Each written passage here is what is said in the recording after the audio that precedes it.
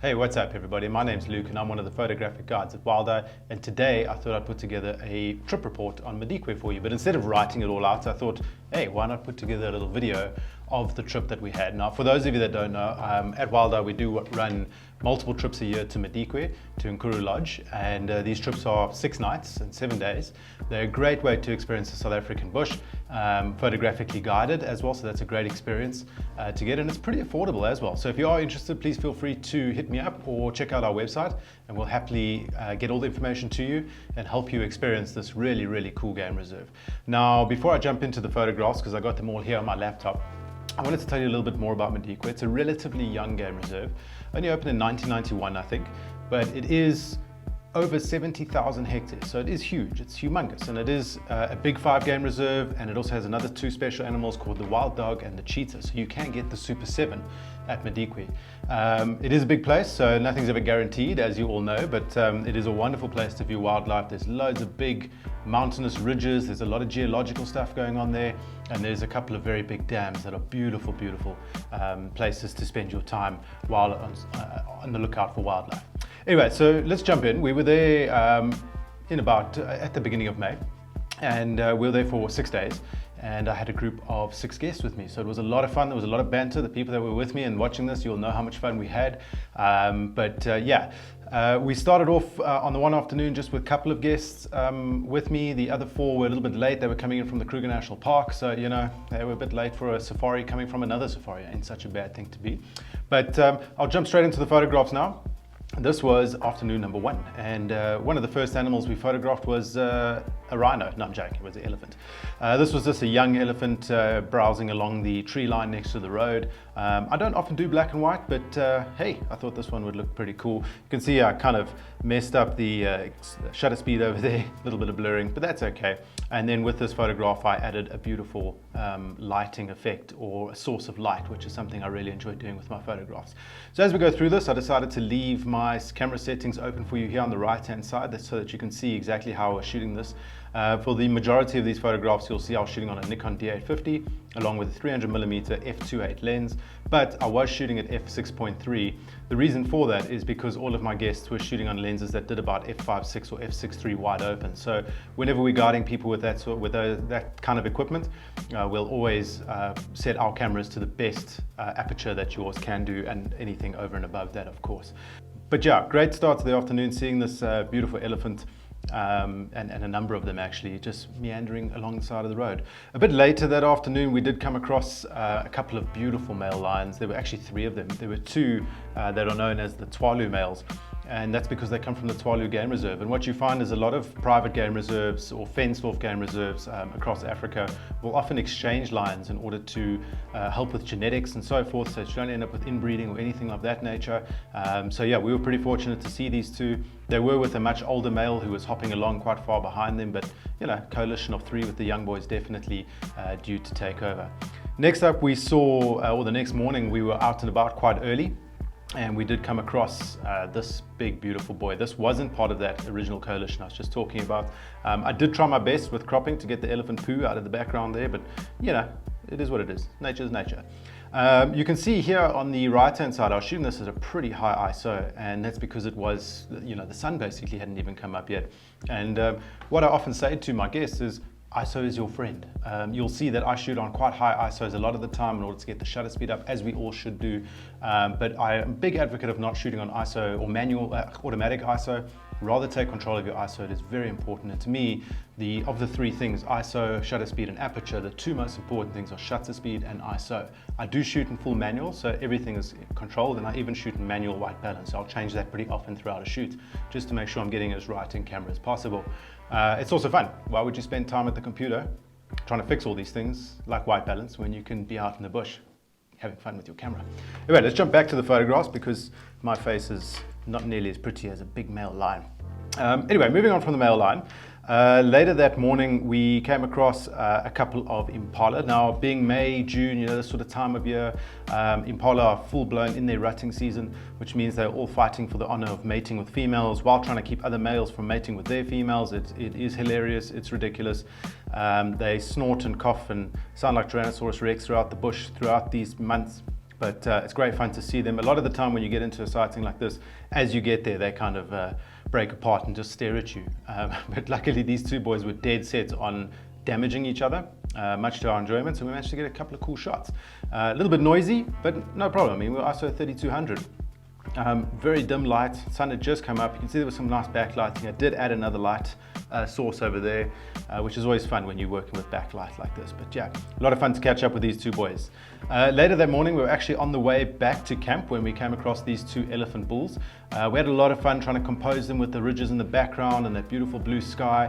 For those of you that are wondering how, when you're dealing with bright light, you get this beautiful blue sky. I mean, with your eye, you can see the blue sky. With your camera, it can't really pick up on that sort of stuff. So what I'll often do in Photoshop is mask the sky and then drop the temperature on the sky, give it a bit more vibrance if it needs. You gotta be careful not to push it too far. You don't want it to look like cotton candy, but rather just nice blue sky with some ridges and so forth behind it. But a lot of fun spending some time with these two bulls. There were loads of elephants throughout the week, but these two were kind of quite special. They did take a while to line up like this, so I enjoyed the shot once it came our way. Pretty happy that they did what they did. Thanks, boys. Moving on, this was later that afternoon when we headed out. We head out a little bit earlier because we had picked up reports that there was a lioness with her two cubs on a little baby zebra kill. Now that sounds pretty gruesome, but you know, lions, kitty got to eat. But yeah, so we came across the three of them. It was a pretty tricky sighting. A lot of the time they were in like a little cul-de-sac with the kill in there. But every once in a while they did kind of stand up and walk around, and we were lucky enough to get a picture or a couple of portraits of the youngsters just in clear view like this.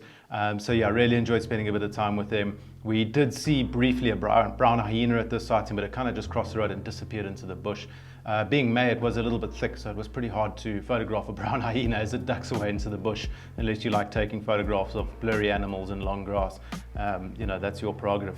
Anyway, after the lions, we sat with them for a while. We thought, well, cool, maybe things are going to heat up here, but unfortunately, lions being lions, they kind of ate their baby zebra, chilled out, didn't do much. So eventually we decided to leave, and we wanted to go for some drinks on a beautiful open area and enjoy the sunset, but unfortunately that was gate crashed by this guy.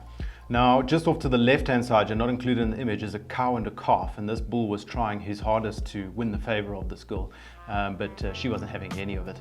Rhinos have a pretty interesting mating behavior or kind of wooing behavior, if you will. The males just kind of stay with the female for weeks on end, getting ever closer, and just building the trust, her trust in him, slowly but surely. But every once in a while, they do get a bit close, and then the females have to teach them a lesson. But nonetheless, we were going to stop for drinks. We couldn't. Hey, who wants to stop for drinks when you've got some beautiful rhinos in the sunset? And this is one of the things about being on a photographic safari is we know how cool it is to stop for a gin and tonic in the bush and enjoy yourselves with the sunset. But really, that's sometimes the best light of the day and sometimes the most interesting light of the day. And I think this image kind of talks for itself. You know, beautiful sunset in the background. Of course, it's always hard to expose for both the animal and the sun. So you do the best that you can. Generally, I like to expose for the animal, knowing later I can bring the highlights down on that sun and so forth. But you can see the sun is still way blown out, but it's a pretty cool feel. I liked it. With this image, I also did play with the tint. So I changed a little bit more to the magenta side of the tint and then gave it a bit of warmth and so forth. So yeah, I had a lot of fun with this image, and I think it's quite pretty. After that, we went back to the camp for some drinks on the deck and some dinner, and it was great. The next morning, we got going, and we came across this elephant butt. No, I'm just joking. It was a beautiful sunrise, obviously, as you can see behind it. Beautiful colors. The sun hadn't quite come up yet, but we came across a big elephant bull. And you know, when life hands you elephant bulls, you do the best to take photographs of them. And this is one type of shot that I really enjoy doing, is, you know, framing parts of an elephant and photographing them with some pretty cool backlighting or sunsetting, sunrising, whatever it might be. I know at the end of the day it is an animal's backside, but pretty fun to do this sort of stuff. I mean, I could have nailed focus a bit better right along the ridge or the edge of the animal, but check out the detail on the skin here. And this is pretty early in the morning. It's shot at ISO 2000, shutter speed 250th, so pretty slow, nice steadying up and making sure that you get the shot as clearly as possible. But yeah, still shot at f5.6. He wasn't far away from us, but you know, these things have their limitations. I still think it's a pretty cool photo. I hope you do too. So anyway, we sat with him a little bit. Eventually we moved on, of course. Can't sit with an elephant all day. I mean, I could, but you know, other people want to see other things too. Anyway, moving on. Later that day, we once again left the lodge quite early. We wanted to hit the road and get right to the far north of the game reserve. Remember, I said Madikwe is 70,000 hectares, so that's huge. I mean, to get from the south to the north can take you a tremendously long time. And there was a very special reason why we were trying to get to the north. But of course, when you're on safari, if you've ever been on safari before, or if you're still planning to go, you will notice very quickly that as soon as something prolific is called in on the radio or an update is given or whatever it is, you start trying to get there and suddenly every character out there in the bush wants to have its photograph taken. It's wonderful, but it's frustrating at the same time. Anyway, so we sat with these zebra for a little bit. I couldn't help myself, we couldn't help ourselves but take this photograph of this grouping of them. It was a brief moment, maybe 20-30 seconds of them kind of standing in a bunch like this. And I decided, hey, let's make it black and white. Sometimes it works a bit better when you're working with bright backlighting on zebra. Of course, the contrast of their white and black stripes helps a lot with that. But yeah, I enjoy getting a dazzle of zebra. That's what we call it. A group of zebra is called a dazzle of zebra. Anyway, moving on. And this is the reason why we had to leave camp so early. These puppies right over here. Now, for those of you that don't know, this is an African wild dog. Very, very special. Also known as a Cape hunting dog or a painted wolf. And if you've seen the Big Five, and you're looking for something really special that you haven't seen before, the African wild dog is almost a reason to come to Africa all by itself. It is a very, very special animal. It's very endangered. Yeah, their numbers are dwindling, but there are a few strongholds. Madikwe has 2 packs at the moment, one smaller pack of 4 animals, and I think one bigger pack of 12. This was the pack of 12. They weren't all there, but most of them were there. But yeah, they were kind of lazing about and sleeping. We got there quite early, so it was hot, and you know, dogs and cats, they don't really like the heat, so they chilled out, but every once in a while you'll get these brief moments of activity where they would kind of sniff and bite and play with each other and then all lie down again and go back to sleep. But that was the reason why we left early. What a cool animal to see. I cannot stress enough how cool it is to see African wild dogs. There's obviously, you know, when you're dealing with an animal that usually kills, or a pack of animal that usually will make 2, maybe even 3 kills a day, you really want to sit with them until the evening light starts to set in, that dusky kind of vibe starts setting in, because that's when they're going to start hunting. But we had something else that we wanted to get to this afternoon. As I say, as soon as you want to get somewhere, everything else pops out. So what we really wanted to get to that afternoon, and what eventually made us leave the dogs, was this. A couple of beautiful, beautiful male cheetah sleeping under the canopy of a shepherd's tree. The second one was sleeping just here to the left, but I thought I'd try to get a portrait shot of this just with that beautiful tree coming up, that beautiful sky in the background, and just stunning, stunning light. I mean, we nailed the lighting and the timing on these 2. We did stay with them for a while. You can see the sun was setting beautifully. You know, light starts getting a little bit tricky here, but ride the ISO, folks. Don't be scared of it. Push your shutter speed down a little bit. Try keep it relatively high in conjunction with your focal length on your lens. You know, if it's a 400mm lens, try not go below 1/400th. If it's a 300, try not go below 1/300th, and so on and so forth. But nonetheless, always fun to photograph animals like this, where the sky is pretty epic behind them. I really enjoy it. We stayed with them for a while. As I said, this was once the sun had gone down completely, and if I zoom in on this photograph, this is a high resolution image, by the way. You can see all the noise and all of that, but really at the end of the day, we're the only people that are going to pixel peep our photographs. No one else is going to do that. They're going to look at your photograph on Instagram or Facebook, or hopefully they're going to buy a print from you. No one's going to zoom that photograph in like you're going to do. So please don't beat yourself up when you see noise. Don't be scared of it. It adds texture. It adds a lot of beauty to your photographs. And I often quite like high ISO or high noise images. Of course, we all want clarity all the time, but if it means you get in the shot or not, ride the ISO, baby. That's what you got to do. Anyway, so we sat with these guys again for a while, and we basically stayed with them until we just couldn't see them anymore. And then we went back to the camp. No time for drinks this evening. The sun had already gone down. We were a long way away, and it was pretty cold. So we shot back to camp, sit by the fire, gin and tonic, and some dinner. The next day, we found these 2 kites. They were kind of just sitting on the tree. We sat with them for a while. Almost immediately when we got there, the one flew around, zapped around the sky, and then landed on its partner's back like this. We thought, hey, there's going to be some kite hanky-panky here. Nothing really happened. He kind of landed on her, took off, landed somewhere over here, and then we sat there for another half an hour waiting for them to do anything, and you know, Murphy's Law, nothing really happened. But we moved on eventually. We then came across a beautiful wildebeest. Now I know for people that have been to East Africa, or even the Kruger, or anywhere you see these, they're a dime a dozen, but that doesn't make them any less cooler than they are, especially when you come across them all mud cake like this. You get some beautiful texture on the skin. on the fur. And it's just a lot of fun. It's a lot of fun to spend time with characters like this. It's not always about the cats. You know, I'm a sucker for spiderweb photography. If I get a good spiderweb backlit with the sun, it's a lot of fun. Just remember to underexpose your camera quite a bit here. The best way to do that is drop your ISO all the way. It's going to give you a beautifully smooth image. It's also going to give you a very colorful image, and it really is worth your while to drop the ISO all the way, find a nice focal point like I did over here, and have everything else blurring away from it, and just try and pick up that backlight. Have a look at my settings. ISO 100. I could have gone lower, but I kept the shutter speed at 1/320th. I was hand holding a 300mm lens, so I wanted to be cautious there. But yeah, nice low ISO. An impala in the flowers. Who doesn't want to photograph that? I mean, I know impala are impala and people see billions of them, but they are really cool. And when they're surrounded by all these flowers with kind of that morning mist coming away or burning off, it's really quite fun to photograph them backlit. What I like most about this photograph is if we go right up to the top here, this was a little bit of steam that he had just breathed out. So if you can imagine, just went out the nose, and obviously I didn't catch it too close to the animal. When you zoom it out like this, it's like, whoa, what is that? Maybe an orb? What's going on? Is there a ghost involved here? Anyway, cool to spend a bit of time with him. Who doesn't want to take a photograph of big muddy buffalo? We only saw buffalo a couple of times. Once was right at the water at one of the big dams, which is great. There was about 200 of them. But we came across this big bull one afternoon, and we just couldn't help but spend time with his very muddy portrait. Look at how cool he is. Just so much fun. So yeah, moving on. Lana Falcons at Clo Dam, one of the big dams close to the camp. We're about 20-30 minutes away from the camp really, and they were far away. This is 100% crop in, and I'm pretty happy with that. I mean, this is one of the benefits of using a high megapixel camera along with a really high quality lens, because you can actually crop in quite far. You can see the partner over there, and this one's coming into land. They were swooping all around the place, trying to catch little birds out of the air. They were going crazy trying to catch something. It was a lot of fun to dial in settings and try to get the shutter speed right and work with my guests. And for those of you that were with me, I hope you learned something there. Pretty fun.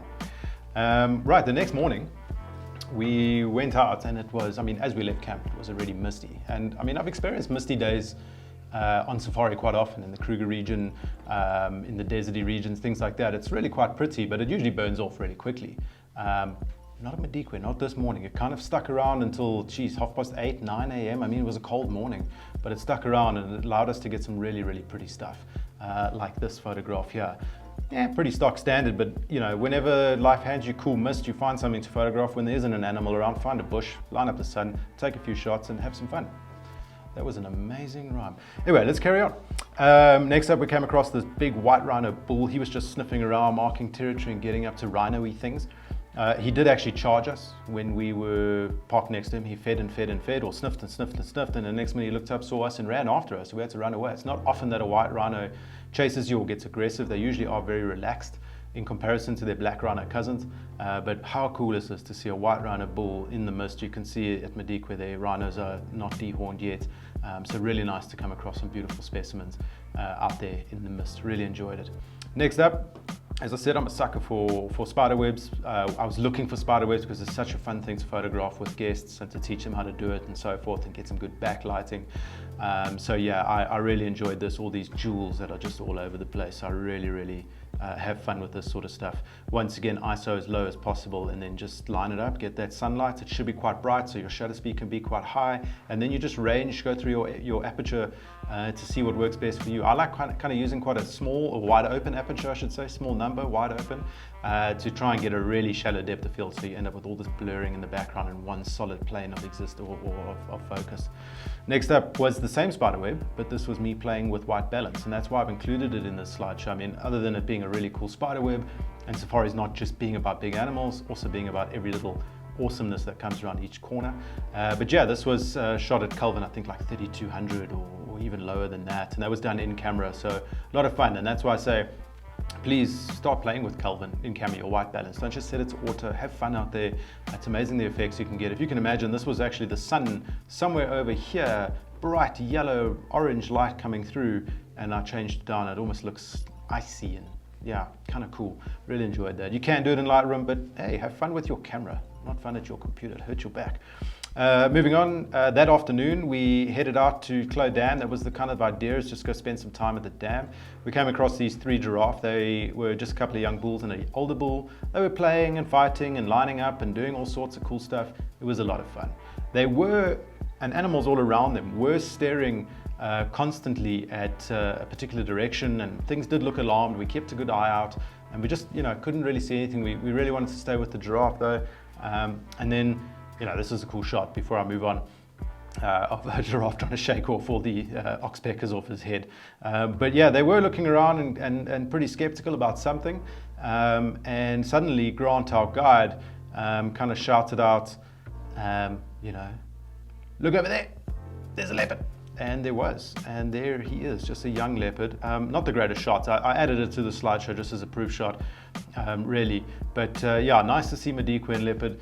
Madikwe is well known for big cats, quite a good lion population, good cheetah, wild dogs obviously good. Leopards are up and coming. They really are getting there. We were fortunate to see 2 leopard during our week safari. The first one was on the first evening. Couldn't get a shot. It was like a 10-second sighting. But this one was a really nice, really stable sighting. And he gave us a good sort of 5-10 minutes of awesome viewing as he came down for a drink and then disappeared back into the wilderness. We did bump into him again, actually, when we were around the dam to stop for drinks somewhere else. He crossed the road in front of us again. Of course, none of us were ready, but yeah, he was there. So yeah, very cool to suddenly see that. And that also showed us why everything was staring around and being a bit skeptical about what was going on around us. Anyway, after this, we left the dam and we went to have some drinks. And it was at drinks that I really wanted to do some fun stuff for my guests and with them. And this is kind of, before I move on, beautiful white Rhino bull coming down for a drink. I'm a sucker for reflection photography. As you can see, it would have been nice if he was walking on the edge. I ain't gonna complain though. Really, really cool to get this reflection sort of stuff. Thanks, buddy, appreciate it.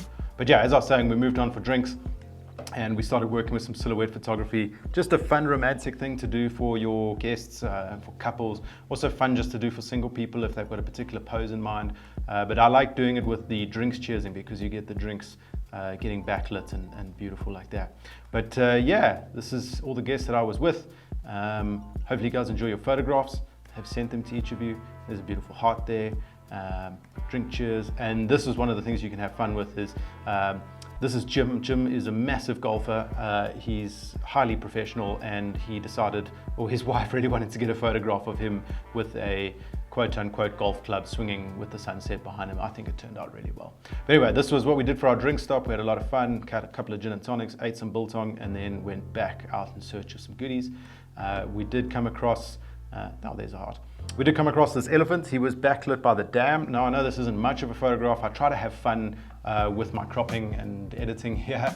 I think it was pretty cool. Look, half the elephant, I'll explain now when I show you the next photograph, half the elephant was essentially in black. The other, and his feet were in black, and it was just really the trunk, him throwing that dust over there and so forth. So I thought that was pretty cool to backlight or kind of have this window over there with what is very evidently an elephant.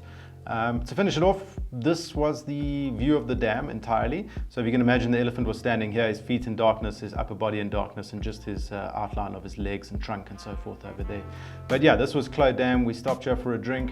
You can see over there in the distance a light from a lodge or maybe a game drive vehicle. For this shot, I also shot very low on Kelvin. Just to try and get that beautiful blue coming out of the sky, and to still, I mean, warm colors are going to stay warm unless you do something really crazy with your Kelvin and drop it all the way down.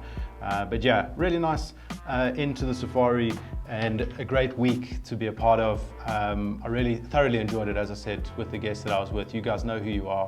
I look really forward to seeing you all in the bush again. Please remember, M is for magic, ISO is your friend, and think methodically when you're a manual photographer. But yeah, folks, I hope you've enjoyed this trip report on Madikwe. I always prefer doing things to camera and showing you photographs as opposed to writing. Please let me know if you enjoyed it. And if you would like to go to Madikwe, please just get in contact with me, or anyone here at Wildown will make it happen for you. It really is a spectacular place to go. It's becoming a very premier place to see wildlife. And yeah, just a lot of fun to be there. Not far from Johannesburg, malaria-free, wild dog and cheetah, pretty special. Anyway, until the next one, keep well. Cheers.